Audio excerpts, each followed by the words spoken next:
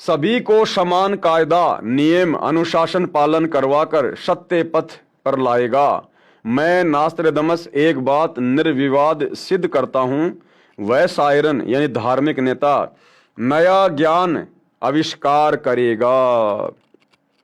नया ज्ञान आविष्कार करने का मतलब है अध्यात्म के विषय में वो अनसुलझे रहस्य उजागर करेगा, अर्थात सृष्टि रचना को बताएगा, सचखंड की जानकारी देगा और सार शब्द सार नाम का आविष्कार करके, उन गुप्त मंत्रों का आविष्कार करके अपने अनुयायियों को देगा। वह सत्य मार्गदर्शन करवाने वाला तारणहार एशिया खंड में जिस देश के नाम महासागर यानी हिंद महासागर है, उसी नाम वाले हिंदुस्तान देश में जन्म लेगा। वह ना ही तो क्रिश्चियन होगा, ना मुसलमान, ना ज्यू होगा, वह निसंदेह हिंदू होगा। यानी एक एक शब्द नास्त्रदमस जी का सतगुरु रामपाल जी पर खरा खरा उतर रहा है। अन्य भूतपूर्व धार्मिक नेताओं से महत्तर बुद्धिमान होगा और अंजी के होगा। नास्त्रदमस भविष्यवाणी के शतक 6 श्लोक 17 में महत्वपूर्ण संकेत संदेश बता रहा है। उससे सभी प्रेम करेंगे। सतगुरु सुंदर रूप अपारा, सतगुरु तीन लोक से न्यारा, उसे सभी प्रेम करेंगे। अब भाई और बहनों, सतगुरु रामपाल जी की शरण में आने से पहले आप और हम भी इसी सांसारिकता के झूठे रंग में रंगे हुए थे।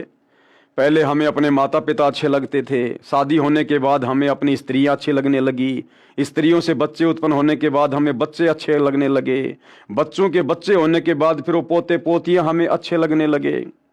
लेकिन अब सतगुरु रामपाल जी के ज्ञान से परिचित होने के बाद हम परिवार में रहते हैं, सभी का आदर सम्मान करते हैं, अपनी जिम्मेदारियां निभाते हैं, सबसे प्यार प्रेम से रहते हैं। लेकिन हम भक्तों का जो विशेष प्यार है, प्रेम है, लगाव है, वो केवल हमें अपने गुरुदेव भगवान से है। क्यों?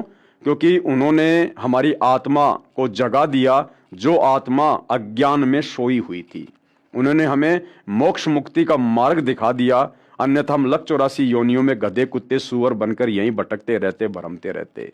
ये परिवार आज है, यदि भक्ति ना मिलती तो कल ये परिवार भी हमसे बिछुड़ता और हम भी लख 84 योनियों में और फिर नरक में कष्ट भोगते। इसलिए इन तमाम बातों पर विचार करके हमारी जो श्रद्धा है वो सतगुरु रामपाल जी के प्रति विशेष है, अटूट है। उसका बोलबाला रहेगा, उसका भय भी रहेगा। भाई भगत को तत्व ज्ञान हो जाएगा कि यदि मर्यादा तोड़ दी, भक्ति को हल्के में ले लिया, गुरु के प्रति मन में कोई दोष आ गया तो भैया मर्यादा टूटेगी, फिर लख 84 में जाएगा, मोक्ष नहीं हो पाएगा। और मोक्ष नहीं हुआ तो फिर क्या होगा? नरक में जाएगा, जीवन बर्बाद हो जाएगा, युगों युग बीत जाएंगे, ना जाने परमात्मा फिर कब संभालेगा। तो फिर भगत को भय भी होगा। और भाई और बहनों, भय बिना भक्ति नहीं होती, भक्ति में भय भी जरूरी है। कोई भी अपकृत्य करना नहीं सोचेगा, यानी कोई भी दुष्कर्म नहीं करेगा, फिर भगत उसका नाम व कीर्ति त्रिखंड में गूंजेगी, तीनों लोकों में गूंजेगी, अर्थात आसमानों के पार उसकी महिमा का बोलबाला होगा। अब तक अज्ञान निंद्रा में गाड़े सोए हुए समाज को तत्व ज्ञान की रोशनी से जगाएगा। सर्व मानव समाज हड़बड़ाकर जागेगा, उसके तत्व ज्ञान के आधार से भक्ति साधना करेगा, सर्व समाज से सत्य साधना करवाएगा, जिस कारण सर्व साधकों को अपने आदि अनादि स्थान सतलोक में अपने पूर्वजों के पास ले जाकर वहां स्थायी स्थान प्राप्त करवाएगा, यानी वारिस बनाएगा। इस क्रूर भूमि काल लोक से मुक्त करवाएगा, ये शब्द बोल उठेगा।